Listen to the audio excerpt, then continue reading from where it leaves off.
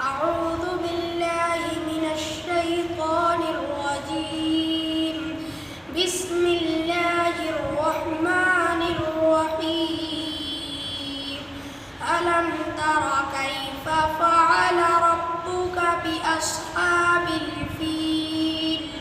ألم يجعل كيدهم في تضليل وأرسل عليهم طيرا أبابيل ترميهم بحجارة من سجيل فجعلهم كعصف مأكول.